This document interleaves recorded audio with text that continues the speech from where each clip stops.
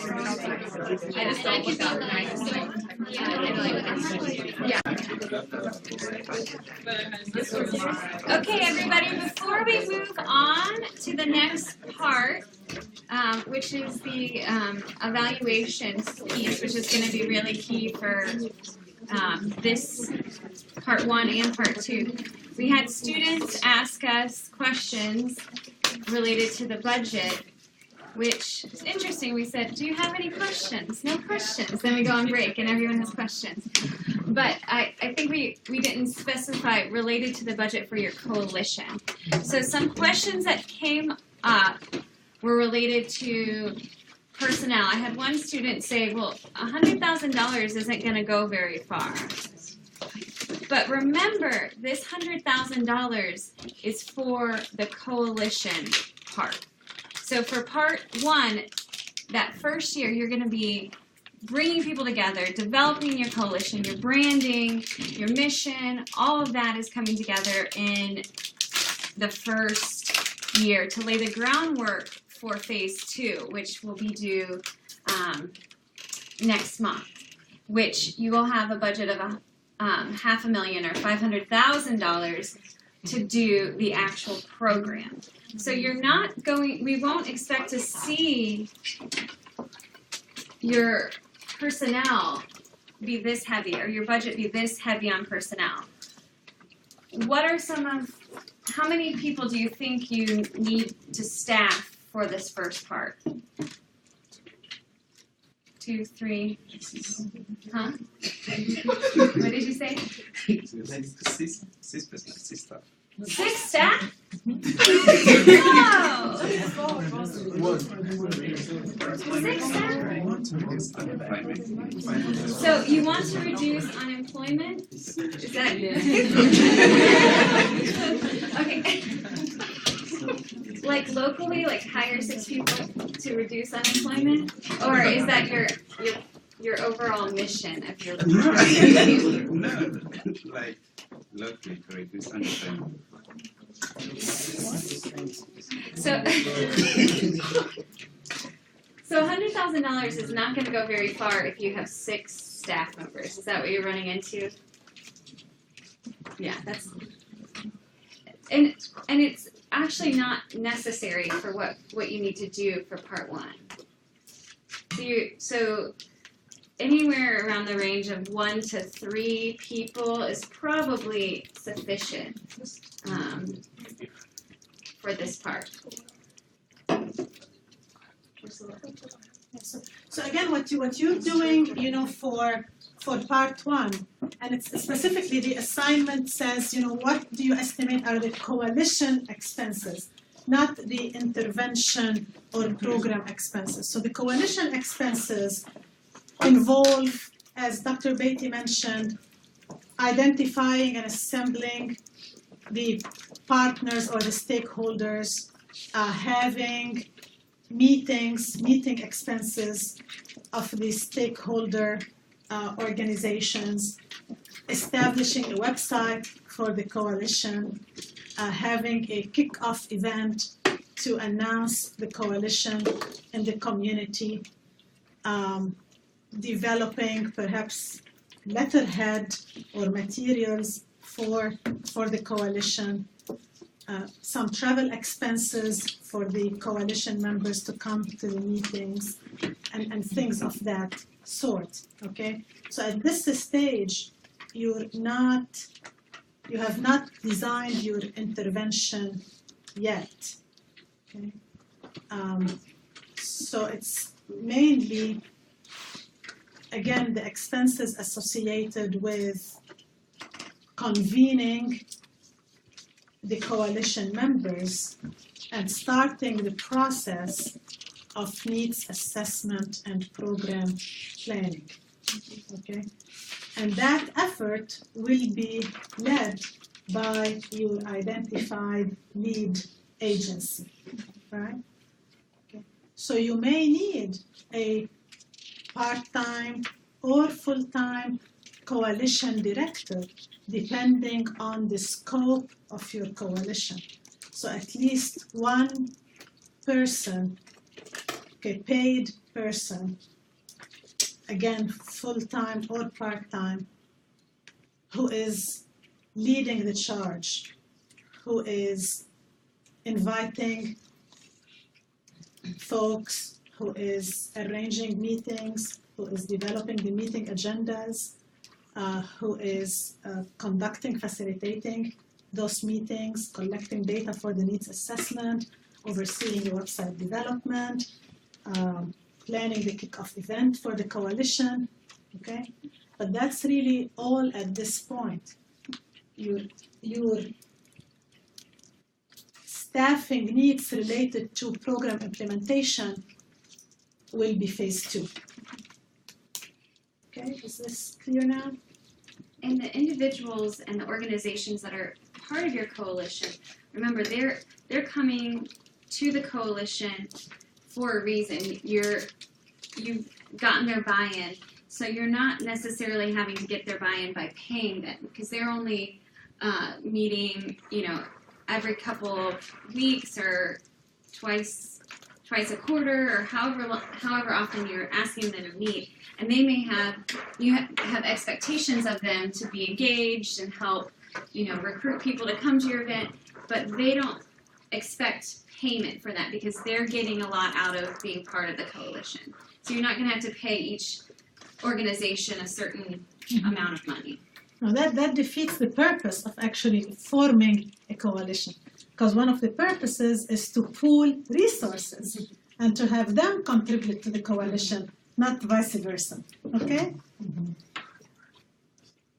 So any questions about that, the difference between the budget for year 1 and year 2?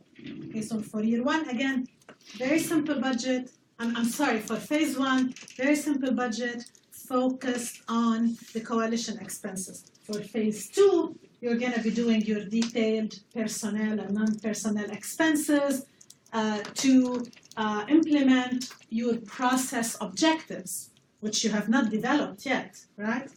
Okay, that's all coming in phase 2. Okay, so now we're going to move on to the evaluation phase.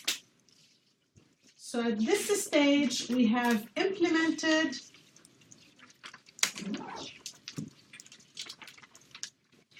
so we are into the evaluation phase, okay?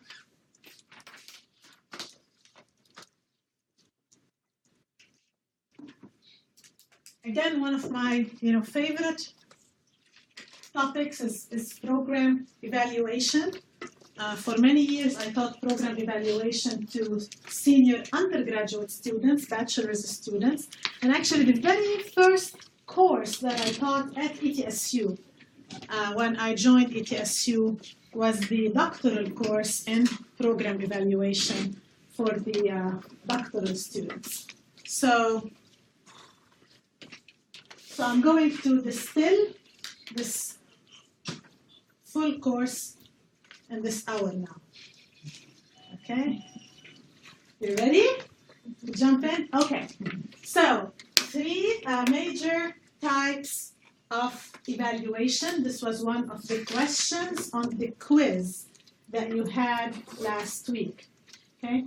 So we distinguish among 3 broad categories of program evaluation: formative evaluation, process evaluation, and this last one has multiple names actually.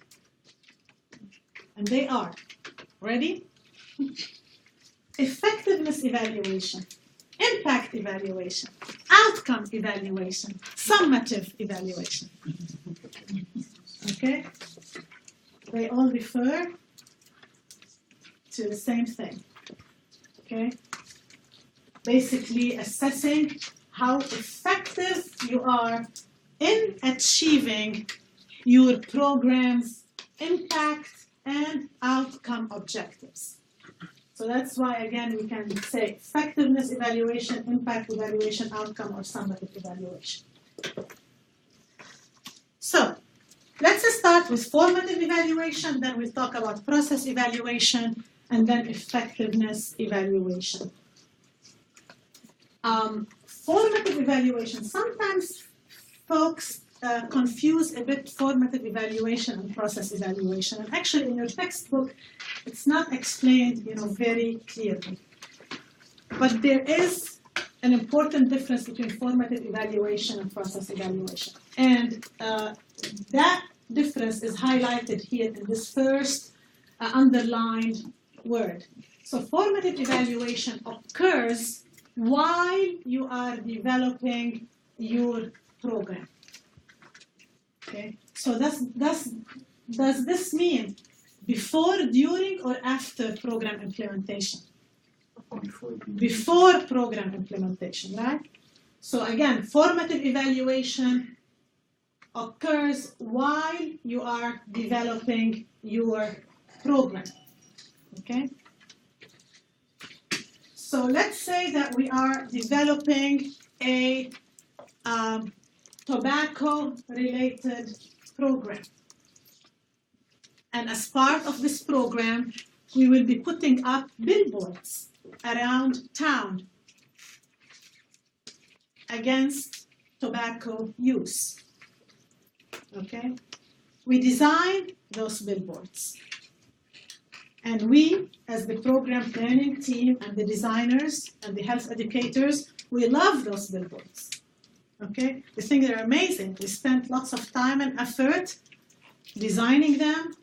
We believe they're sending the right message, and they will convince the people driving on the road that tobacco use is a bad thing. Okay?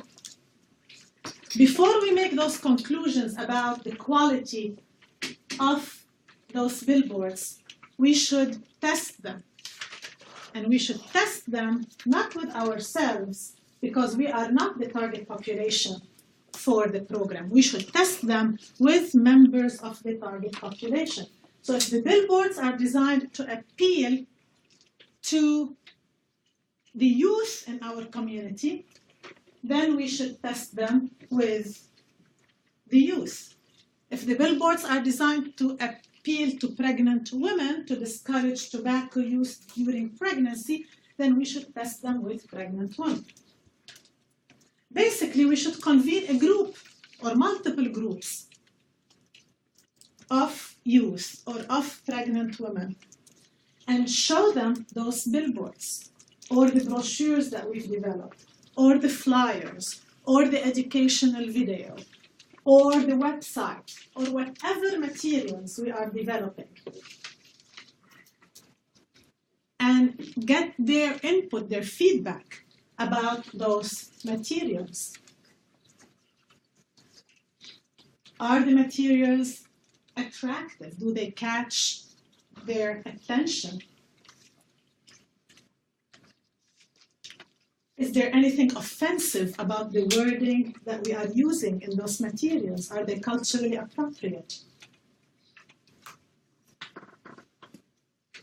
Are they too cluttered?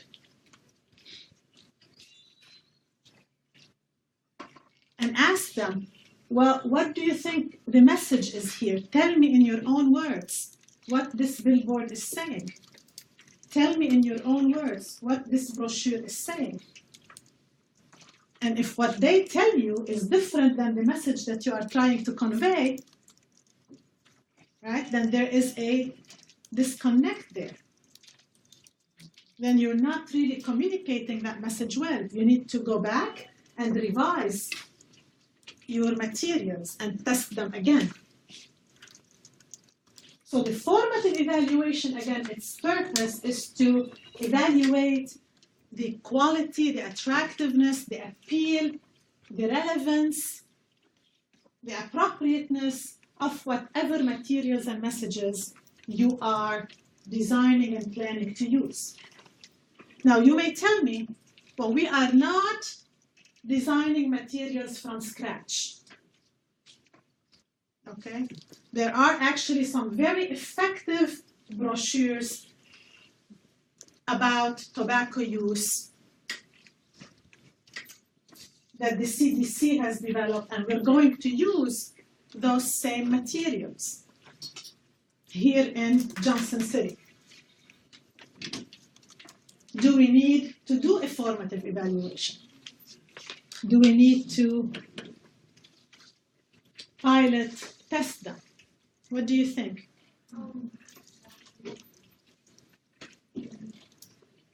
You think we should pilot test them? Why? If they've already been developed and tested by another organization. Because they may not fit the culture of our area. Because they may not fit the culture, the values, the beliefs, the attitudes, the social norms of our area. Okay?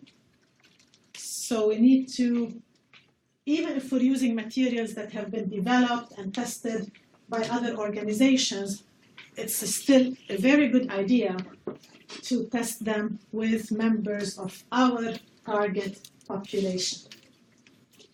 Okay? So if there are materials out there that are relevant to our program, we should use them. We should not reinvent the wheel.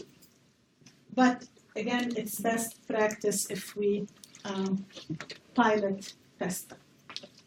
And the idea here is you don't want to invest thousands and thousands of dollars, for example, to create, again, billboards or ads, and then you put them up and they're not effective, people find them ugly, they're not attractive, okay?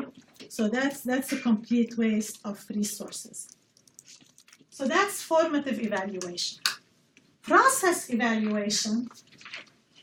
So again, formative evaluation occurs while you are developing the program materials and messages. Process evaluation begins as soon as you begin implementing your program. Okay? So what you're evaluating here, as the name says, you're evaluating the process of program implementation. Basically, you're asking yourself the question, is the program being implemented according to plan? So you develop those lovely work plans, right?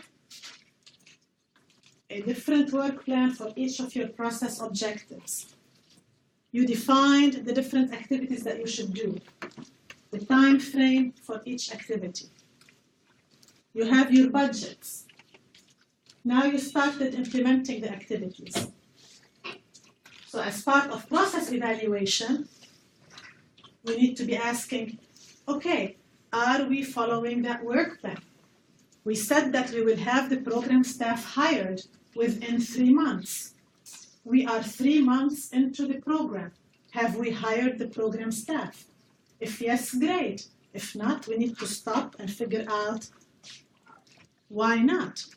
What's going on? We don't want to wait until the end of the year to realize that we are behind, or we're not on schedule, or we're not implementing the activities in the right order. Okay? Perhaps in the work plan we said that during the first year we will visit 5 hospitals and train the providers at those hospitals about nutrition counseling. So as part of the process evaluation, we should ask ourselves, what was our percentage reach? What proportion of our target population did we reach? We intended to train 100 providers across 5 hospitals. How many actually did we train? If we trained 100, then our percent reach is 100%. Perfect. If we trained 90 and our target was 100, then our percent reach is 90%. Not bad, okay? But if we only trained 40 and our target was to train 100, a percentage reach of 40% is not good. Again, we need to stop and figure out what's going wrong. Okay? So again, the purpose of process evaluation is basically we're auditing ourselves. Okay, we're determining if we are implementing program activities according to plan. Okay, so the main question that we ask here is, did we do things right? And things refers to the program activities or tasks. Did we do them right according to plan? Were activities performed as planned? Because again, if we don't perform the activities as planned, there is no way that we will be able to achieve the program objectives. The third type of evaluation is effectiveness or impact evaluation. Here the focus is on evaluating the extent to which the program was successful in achieving its impact and outcome objectives. Okay? So if our target was to decrease breast cancer mortality from the baseline level to a new level, did we achieve this reduced level?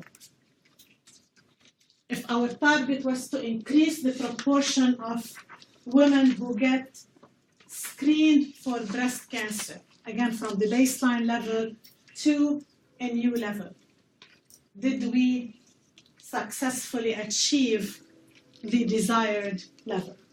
So again, the focus here is on the impact and the outcome objectives, and specifically measuring the extent to which we achieved the desired target level in each of our objectives. So were the impact objectives achieved? Was the outcome objective achieved? Those are the key questions. In other words, did we do the right things? Because as we explained last week, if we do the right things, if we analyze the problem correctly for its determinants and contributing factors, and address those, targeted the right risk factors, then that should lead to achievement of the impact and the outcome objectives. So there is a difference between doing things right, according to plan, which is process evaluation, and doing the right things, i.e. attacking the right risk factors of the health problem. So how do we go about designing an effectiveness evaluation? And again, this is your final piece of your phase 2 project. You will be asked to develop evaluation plans for your impact and outcome objectives. So evaluation study design involves some terminology that is commonly used in the field. And those are listed on this slide.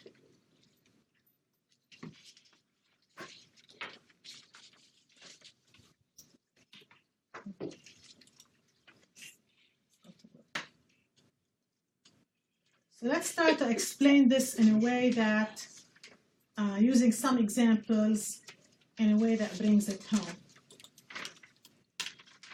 Okay. So I'm going to assume this, that one of my impact objectives for my program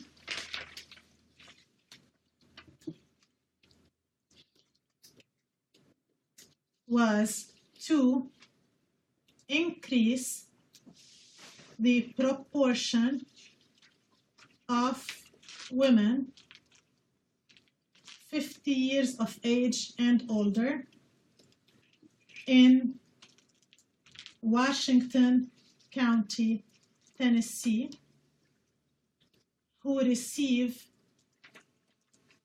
an annual mammogram to screen for breast cancer from the baseline level of 65% in 2013 to 75% by 2016.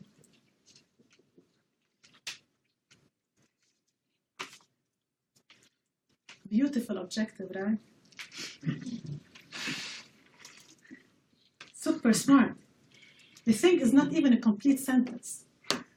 If you write this in Word, a regular Word, it will highlight it. It will tell you this is not a complete sentence, but you can pack all of this information into an incomplete sentence. So it's 2016, right?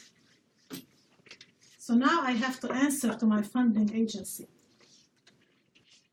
Did you achieve your 75%? How do I do it? They gave me money, I hired staff, got some publicity, my boss was happy, got a raise, right?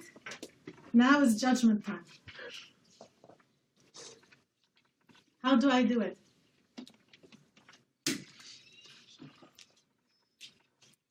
Come on, guys. Did we achieve the objective? Did we achieve the objective? Where do we have to look at the data, right?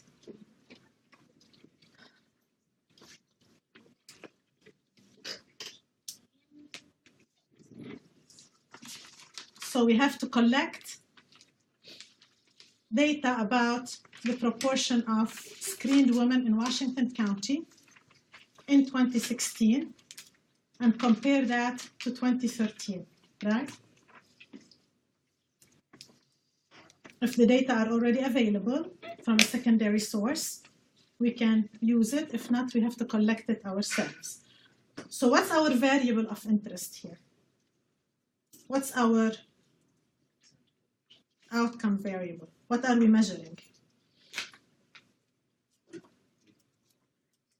Percent of women over 50 who received annual mammograms in Washington County. Exactly, or the screening rate, right? The mammography screening rate in Washington County. So we call this, in evaluation language, we call this an observation. So in 2016, we will collect data about the proportion of screened women. That is called an observation. We will observe and collect that data for 2016. And we said we were going to compare it to 2013, right? So our first observation in 2013, our second observation in 2016. And what happened between 2013 and 2016? What did we do? We delivered our program, right? Or our intervention. So again, in evaluation language, the program or the intervention is referred to as X.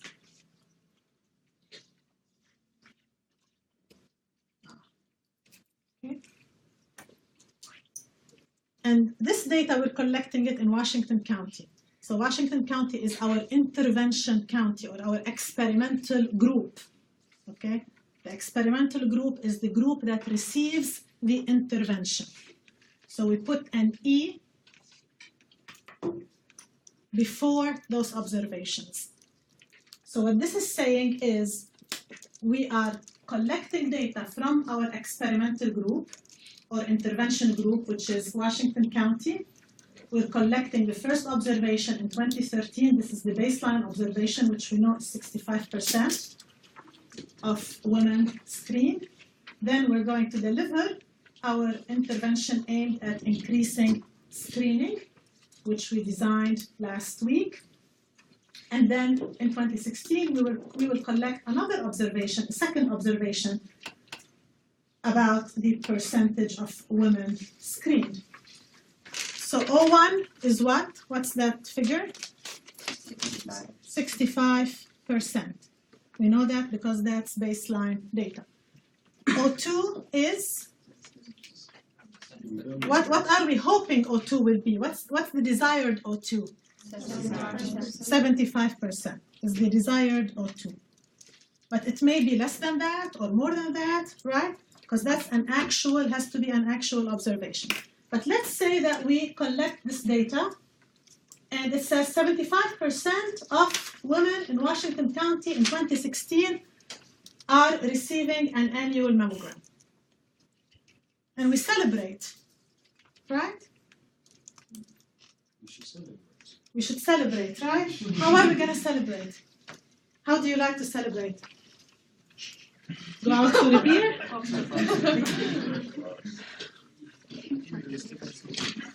Or get an end of year bonus?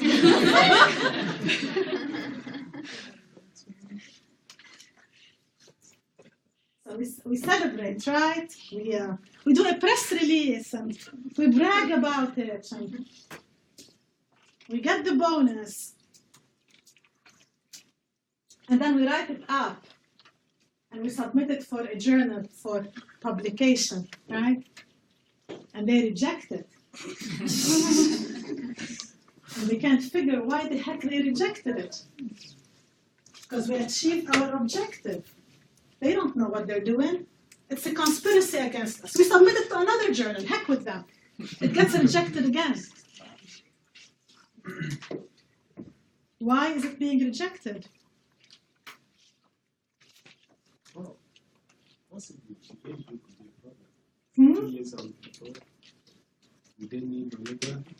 Well, they ask us this question, the reviewers, when they reject it. They're nice enough to give us some feedback. They ask us, how do you know that this change was due to your program, not to something else that occurred at the time? How do you know that it was your ETSU program that caused this change? We think the Department of Health also implemented the screening program during that time.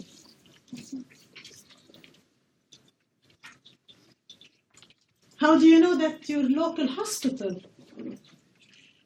did not implement a program during this period that contributed, at least in part, to this observed change?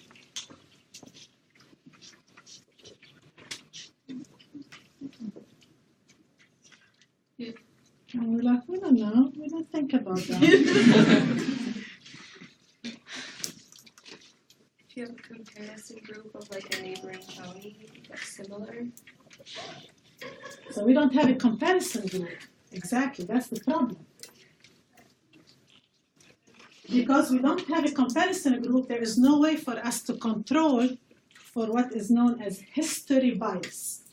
History bias is something else occurring in the environment at the same time as our intervention that could have contributed, at least in part, to the observed change. Okay? A competing program of some type.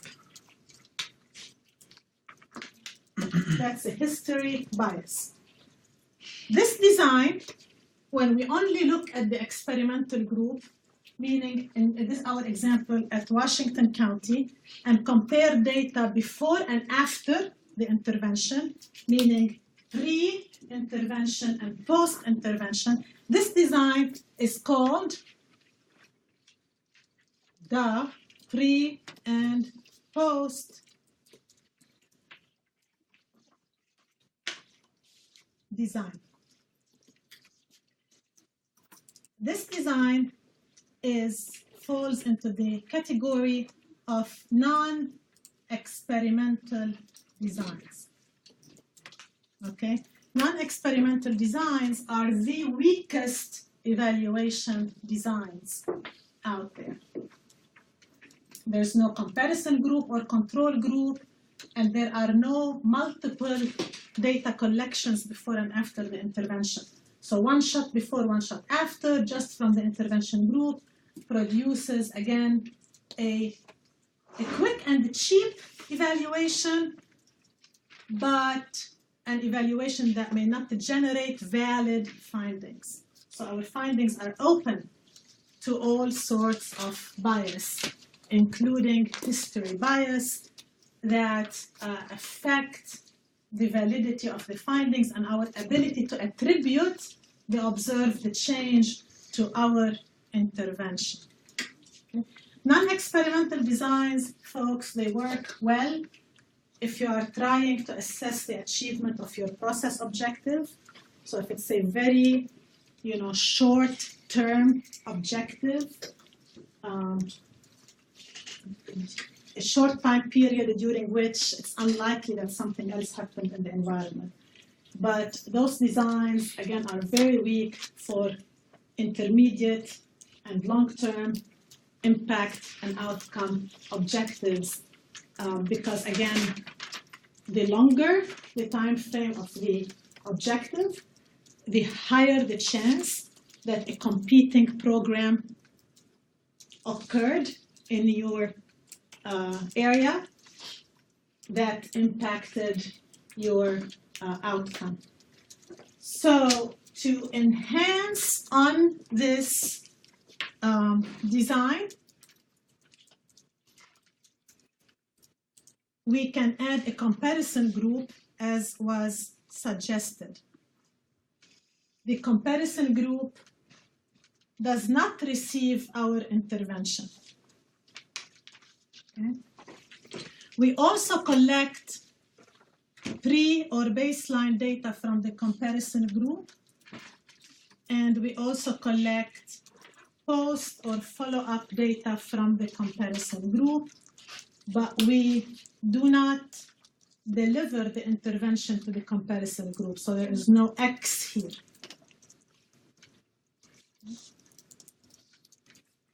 We select a comparison group that is similar in characteristics to our intervention group. That's very important because we want to compare apples and apples, not apples and oranges.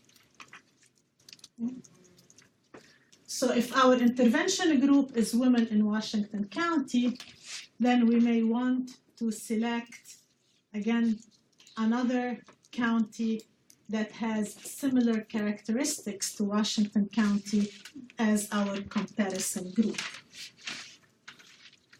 Similar characteristics meaning at baseline, okay, we want the screening rate to be similar, does not have to be exactly the same, but we want the screening rate to be similar at baseline, and we want the socio-demographic characteristics of the intervention and the comparison group, again, to be as similar as possible.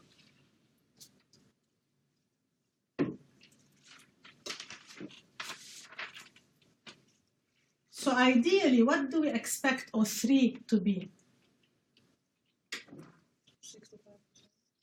About 65%. Again, the idea here is to select a comparison group that has a similar screening rate at baseline to the intervention group. If it's 63, 64, 66, 67, that's fine. We can adjust for that in the analysis. But we don't want a comparison group that has a screening rate of 50%, for example, at baseline, or a screening rate of 90% at baseline. And if 50% of our women in the intervention group are African American, we don't want a comparison group where only 5% of the population are African American. Okay? So again, we want their socio-demographic characteristics to be similar. In other words, we want our experimental and comparison groups to be equivalent. They're not exactly the same, but they're equivalent. That's the key term. So now we are in 2016. What are we hoping O4 to be? The screening rate in the comparison county, let's say in Sullivan County, next door. What are we hoping O4 to be? Lower than 75%, right? Something significantly lower. Something significantly lower than 75%. That's what we're hoping to see because they did not receive our intervention, right? So we're not expecting things to change much for the comparison group. So let's say that we collect data about the screening rate in Sullivan County in 2016, and it is 70%. So it did increase, but not as much as in the intervention group. So now the question is, what do you think is the amount of change in the observed screening rates in Washington County? What amount of change was due to our intervention? 5%, right? Okay. Because Sullivan County did not receive our intervention and still increased to 70%. So really our intervention did not cause a 10 percentage point increase in Washington County. It only caused a 5 percentage point increase above what was achieved in Sullivan County. Okay? Yes? What if, like, say, what if you have a smaller county than the other county? Would that also be looked into consideration? Like, if the county was significantly smaller than another county, and then you just had this huge jump, and then the other county, like, it wasn't, say they had like a 60%, maybe 65 is like 67, then you'd be like, well, their county is a lot bigger than your county. So would that, would you still consider that as part of it? So that's a great question. So if your comparison county is significantly smaller than your experimental county, then it's perhaps not a good comparison county to begin with, okay? It's not equivalent to begin with. So, so you probably should have selected a different comparison county. The other thing is we're really looking at percentages, not absolute numbers. But I do understand, your point that percentages are more sensitive to changes when your denominator is smaller. So that makes sense. But yeah, you do want them similar in size, again, as similar as possible. So this design now that we have in front of us is called the non-equivalent comparison group, okay? In the non-equivalent comparison group design, we have an experimental group, we have a comparison group, we collect data from the experimental and the comparison groups before and after the intervention, and we are able to exercise more control over threats to internal validity, including history bias, because we have a comparison group. We are better able to attribute changes to our intervention, again, because we have a comparison group. The non-equivalent comparison group design is part of an umbrella or a group of evaluation designs that is known as quasi-experimental designs. Those designs are stronger than the non-experimental designs, and they offer, varied levels of control over threats to the validity of our findings.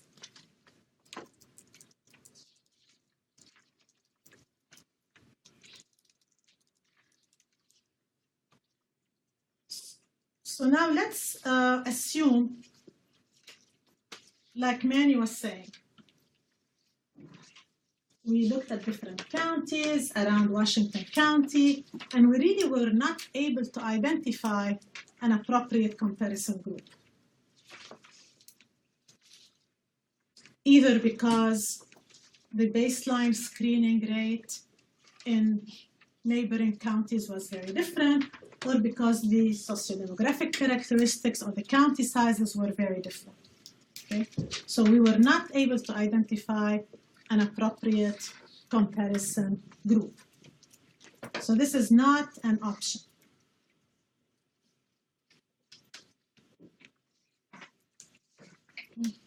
what do? Do we go back to our non-experimental design and say that's the best that we can do? What can we do to improve on the pre and post design if we are not able to identify an appropriate comparison group? Do a baseline of national. Compared to the national. Like create a standard population to compare to. I was just gonna say this compared to you do all the other counties in the nation and see where you fall in. See if you improve. Why don't we look at literature and see what the authorities are like rather in the past? When we look at the code, compared to We can compare to the literature, we can compare to the nation. Those are all possibilities. I'm sorry? We will get to that. We will get to that very soon. But we can add more observations. So how would that work? Over time, you could have more observations before the intervention and then more after the intervention. That way you could see if there was any changes before intervention happening and while the intervention is happening before it ends. Okay, so the suggestion is to add multiple observations before and after. So again, our experimental group is Washington County. This is our intervention. And this is the first observation after the intervention. And initially, we had collected one observation in 2013 at baseline, and then we delivered the intervention here between 2013 and 2016. So we can strengthen this design, the one group pre-test, post-test, by adding, as Ellen mentioned, multiple observations. So we go back as many years as we have data, okay? So we collect data about the screening rate in 2012. We'll collect data about the screening rate in 2011. So we'll have the first observation in 2011, the second observation in 2012, the third observation in 2013. We can even go back further if the data are available. And then we have the fourth observation after the intervention in 2016, and we continue to track the data afterwards. So this is 2017, this is 2018. This design is known as the time series design. We have one series of observations from the experimental group, but multiple time points. Time series design. It's another example of quasi-experimental designs.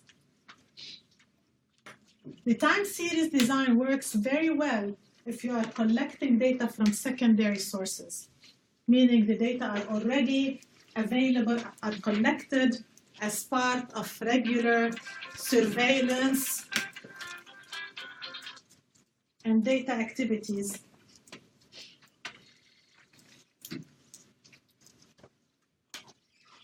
And you're not collecting it yourself. If you have to collect it yourself, this design can be very expensive and cost prohibitive to collect multiple data observations over time. So again, works very well if you're deriving your data about your variable of interest from existing secondary surveys or data sources. So in our example, what are we expecting? Again, what's O3? What did we say O3 was? 65% of the women screened before the intervention. What do we expect O1 and O2 to be? About 65%. Because really what we're hoping is that there's no change until our intervention is implemented, right? So the expectation is that O1 is approximately equal to O2, which is approximately equal to O3. Okay? So there's no change in screening rates over time until our intervention is implemented, and then it jumps to 75%. And what are we hoping O5 and O6 to be?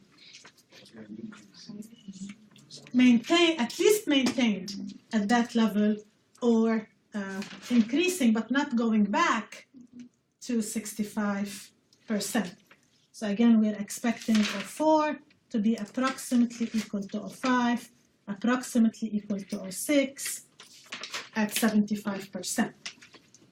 So again, here we do not have a comparison group, but the fact that we have multiple observations before the intervention showing no change in screening rates over time until we implement the intervention, and then an increase that is sustained over time, that gives us some more confidence in the validity of our findings relative to the one group pre-test, post-test. Okay, so if we're not able again to find a comparison group, then the time series design will represent a significant enhancement over the one group pre-test, post-test.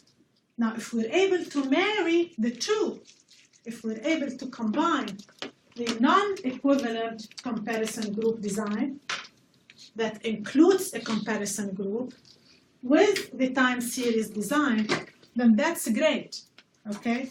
So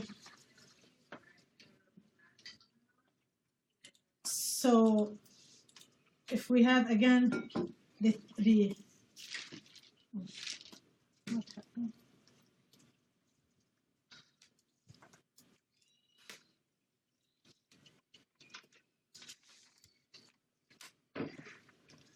Okay, so if we have the experimental group, like we said, with multiple observations before and after, and we also have a comparison group, a neighboring county, and we're able to collect multiple pre and post observations from the comparison group as well, okay? But again, without intervention delivery here, this becomes the multiple time series design. And it's even a stronger design than the time series because it includes both a comparison group and multiple observations before and after. So here what we're expecting is that all of those baseline observations, O1, O2, O3, O7, O8, and O9, are approximately the same at 65%.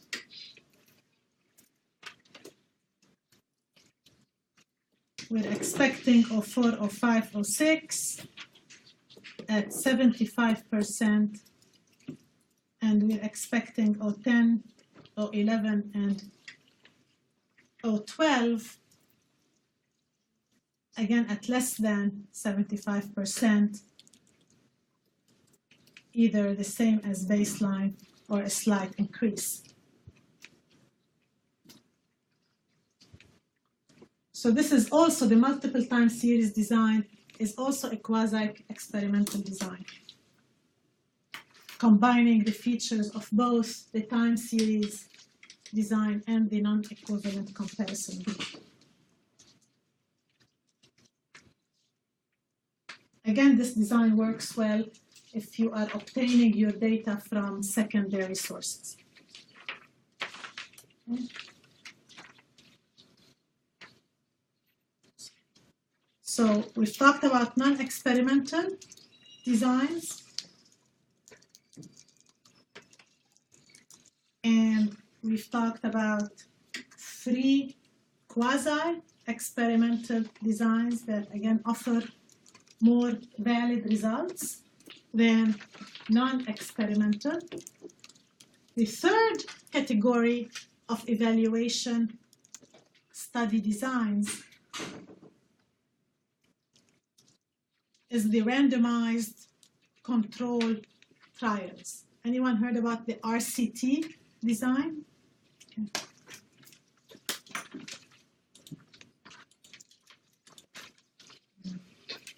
So the randomized control trial, or the RCT, is an experimental design. And this is the gold standard design that offers the most valid evaluation findings. What distinguishes this design is the R, meaning that we are randomizing participants into the intervention and the control group. Okay.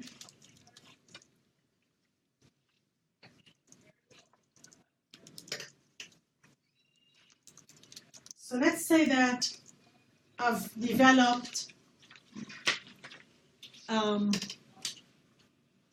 we have developed a new version of this course, HSMP 5500.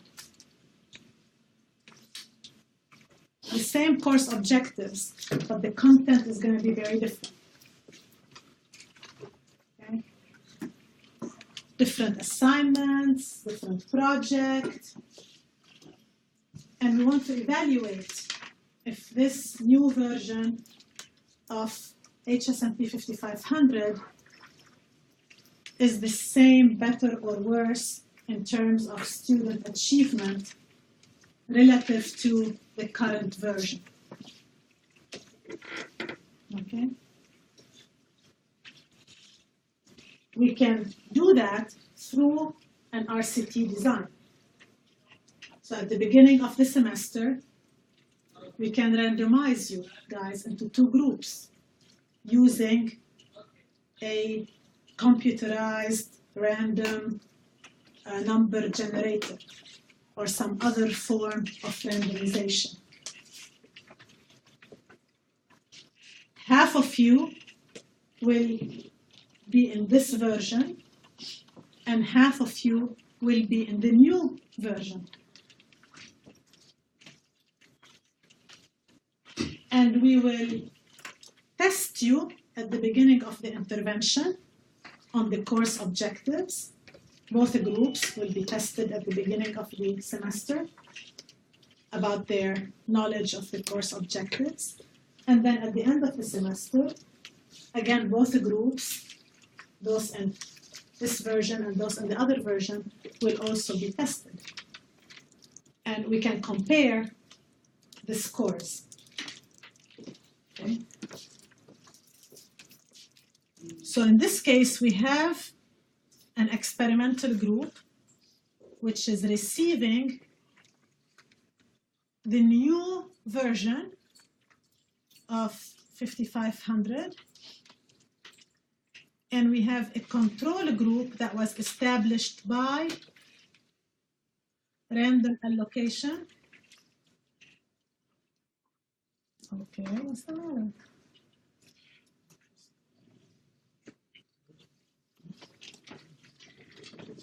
And the control group receives the standard or the current version of the course. It's not letting me write that out there. Okay, here we go. So again, at the beginning of the semester, we collect test scores, baseline test scores from the 2 groups, and at the end of the semester, we collect test scores from the 2 groups. It's the same exam, pre and post. Okay? because we established the two groups by random allocation, O1 and O2 should be the same, okay? Because there was no bias in establishing the groups. You did not self-select to go into one group or the other, okay? So randomization pretty much assures that your baseline observations are the same or very, very close. Okay. So let's say again at the beginning of the semester, O1 and O2, the average score on the exam was 50. The same for both the groups because they were established by random allocation. So at the end of the semester, students taking the new version of the course X2, their score, average score on the assessment was 90%. And students taking the standard course, their average score on the assessment was 80%. So what can we conclude about the effectiveness of X2 relative to X1, the new version of the course relative to the current version? Before we conclude on this, did we put into consideration the possible difference in the students apart from being randomized? The possibility, I'm sorry, of what? The differences of, let's say, intelligence level. If they're randomized, the randomization should take care of that if you have large numbers. If you're only randomizing 10 people, yeah, that may not work. But if you're randomizing large numbers, and if the randomization is done correctly, that's the whole purpose, is that it would generate, two groups that are largely the same. Now, if I let you self-select, that's completely different, right? So in this case, we can conclude that, again, the new version is, more effective than the current version because, again, the students in that version, their score, post score was 10 percentage points higher than the students in the current version. So again, the beauty of randomization is that it assures that the two groups are largely the same at baseline. When you're selecting a comparison group, you can come close. You can come very, very close to the experimental group, but they're not going to be exactly the same. But when you randomize, again, large numbers, you should have the same baseline. So experimental designs are the designs, that again are the gold standard. They control selection bias. They control history bias. They are used regularly to test new pharmaceutical drugs, to test medical procedures, and to test public health interventions. However, there are cases, many cases, where when you're implementing community-based public health interventions, you simply cannot randomize. Randomization is not an option. So if you're doing a mass media campaign, it's going to reach everyone in Washington County. You're not going to be able to randomize Washington County residents into experimental and control groups. So the second best in that case is a quasi-experimental design with a comparison group and or multiple observations at a time. So again, if you're able to do this, the RCT, that's the gold standard. It's expensive, it takes time. So if you have the resources and you're able to do it, that's what you should shoot for. But if you don't have the resources, or because of the way your intervention is designed, there's simply no way to randomize, then you need to go to the best possible quasi-experimental design. Any questions about this, folks?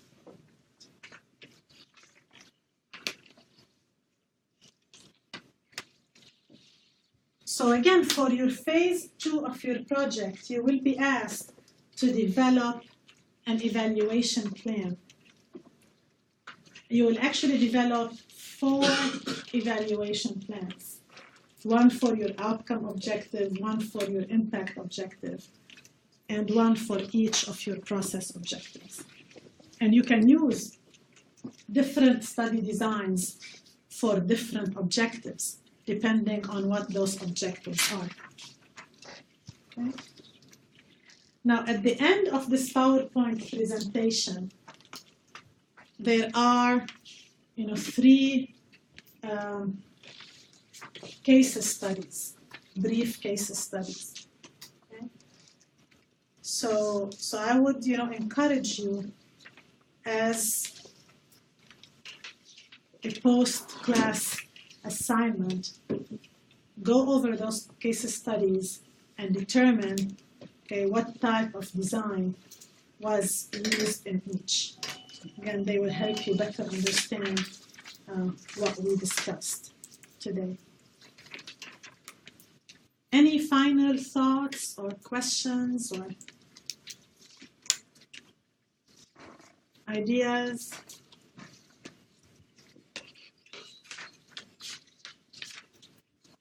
No? Do you want to do 1 or 2 of those case studies together now? Or you're completely fried? Huh?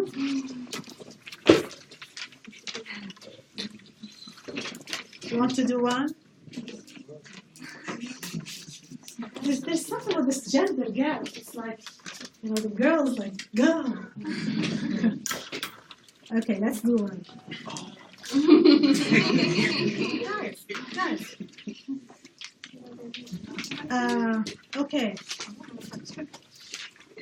So this is everything that I discussed is actually listed on the slides. Okay, what history bias is. Every design that I talked about is described here with its pros and cons. So the first case.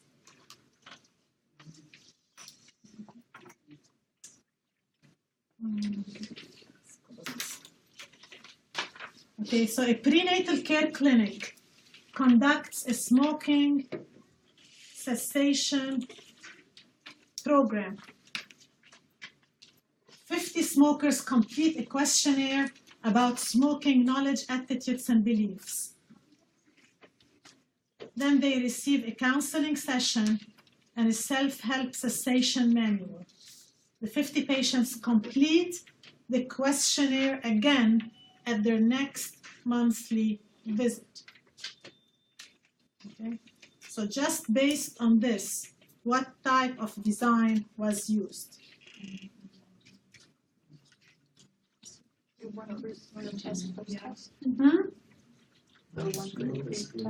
The one group pre-test, post-test, right? So the prenatal care clinic, that's our experimental group. The intervention was a smoking cessation program. And the number of participants was 50. They collected data about their knowledge, attitudes, and practices about smoking before the intervention. Then, after they got the baseline data, they received the counseling session and the self-help cessation manual. So the intervention, in this case, includes how many components?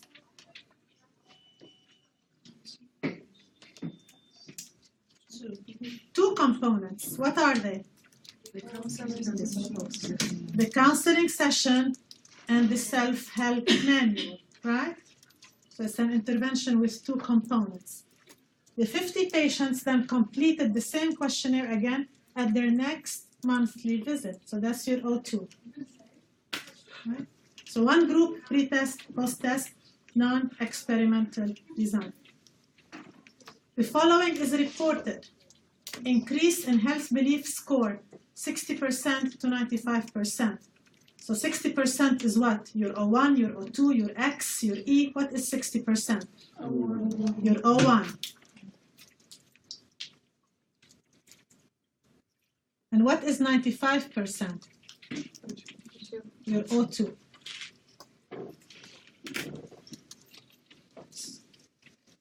So beliefs increased from 60 to 95%. And the smoking prevalence, all 50 smoked at baseline, and then 1 month later, there were 45 smokers. So at O1, 50 smokers, O2, 45 smokers, which translates into a 10% quit rate. What evaluation design was used? We said one group, pre-test, post-test. Discuss. How would you interpret those findings?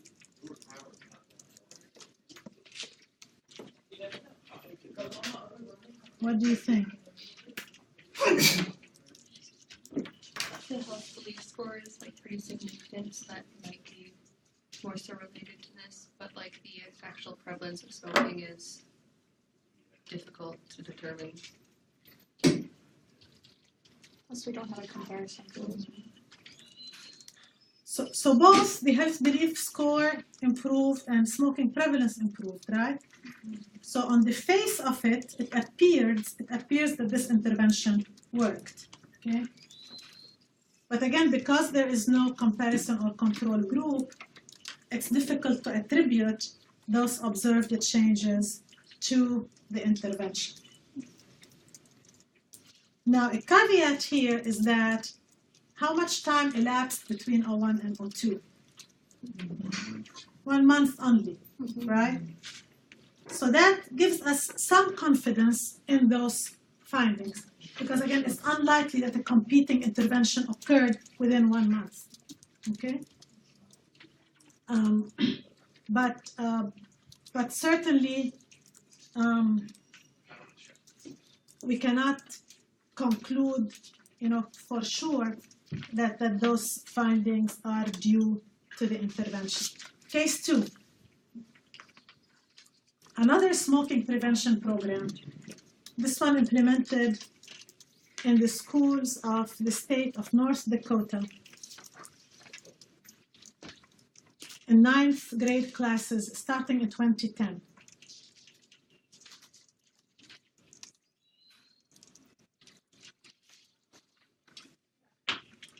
So the intervention group then is North Dakota schools, right? They received the smoking prevention program. To evaluate the program, they surveyed 6th graders in North Dakota and South Dakota, starting in 2007 and annually thereafter until graduation in 2013. What evaluation design was used? Multiple time series. What'd you say? Multiple time series. The multiple time series design, right? So you have an experimental group, which is North Dakota schools. You have a comparison group, which is South Dakota schools. The intervention was implemented in North Dakota only in 2010 for the 9th graders, but they started surveying them in 6th grade. Okay, so O1 in 6th grade, O2 in 7th grade, because they say annually thereafter. And then O3 is 8th grade. And then they implemented the intervention in 9th grade, as they said here. And then they continued to survey until graduation in 2013. So 04 in 2011, 05 in 2012, and 06 in 2013. And they did the same thing in the comparison group, but they did not deliver the intervention at the South Dakota schools in 2010. Okay, is everyone following? How many have I lost? Okay, we'll talk, Timothy. Come after that. Okay. So multiple time series design, quasi-experimental. So they found no baseline differences between the two states. So basically they're saying all of those observations were the same. No baseline differences. Smoking prevalence was lower in North Dakota in 2011. This is 2011. 2012 and 2013. So 04, 05, 06 were lower. At the end of high school, 15% of North Dakota students were smoking. So the 06 is 15%. And the comparable observation in South Dakota was 24% smoking. Okay. So what can you conclude here?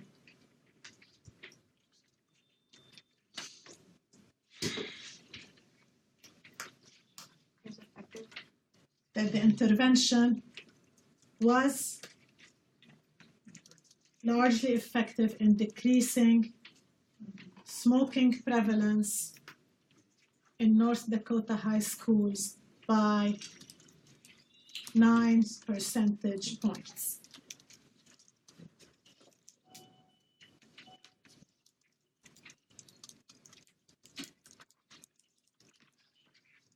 So they used, in this case, the strongest quasi-experimental design possible because they were not able to randomize. The intervention in North Dakota covered all of the schools. So there were no schools left in North Dakota to randomize. All of the schools received this intervention in 9th grade. So they selected a comparison state to do this evaluation. Those are actual cases, by the way, from the published literature that I just summarized here. Any questions?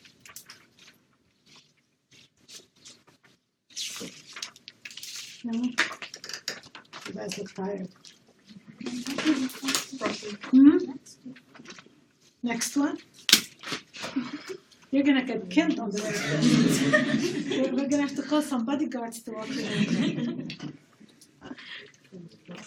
Do we have time for the next one? Okay, a few minutes. Okay. I'm losing my voice, but I will try. ETSU implemented a worksite smoking cessation. Why did I pick all smoking cases? What was I thinking?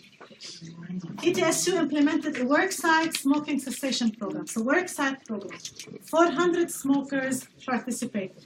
So that's 400 ETSU employees, not students. Okay, listen. Now, a computer-generated assignment system.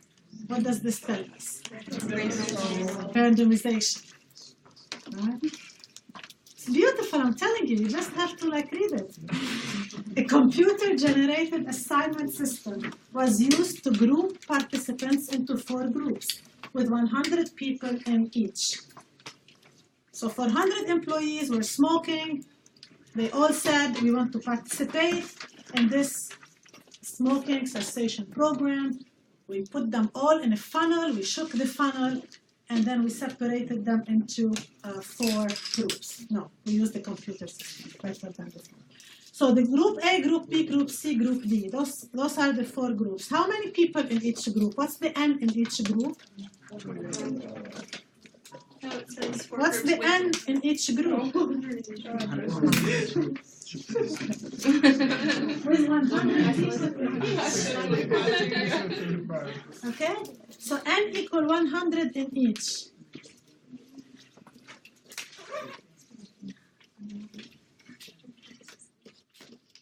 For a total of 400 participants. So group A received a self-help manual. We gave them a book about smoking cessation, go home, read it. Group B got the manual and got a monetary incentive. So if you stop smoking, we're gonna incentivize you. Gift card. If you're like me, the only gift card that will work is Starbucks. Group C, self-help manual plus social support. And then group D got all 3. So this intervention, how many components it has? The overall intervention, how many components? 3 components. The self-help manual is the first component. The monetary incentive and social support. So every group received a different combination of those 3. Group A received X1, Group B received X1 plus X2, we're calling the monetary incentive X2. Group C received X1 plus X3, and Group D received X1 plus X2 plus X3. Make sense? Okay. So keep in mind, folks, the comparison group, I mean, they don't have to get nothing. It does not have to be placebo. Okay? These days, we rarely do placebo.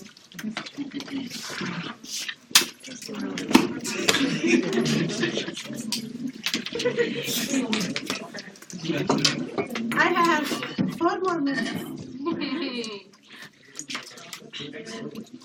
Smoking prevalence was measured at baseline. Listen, guys, to me, please. Overall, you are being, the noise level is relatively high in the class, which is forcing me to speak very loudly so that everyone can hear me. And I am really losing my voice. So I need you, please, to lower the volume. Smoking prevalence was measured at baseline and at 1 year following the intervention. What evaluation design was used?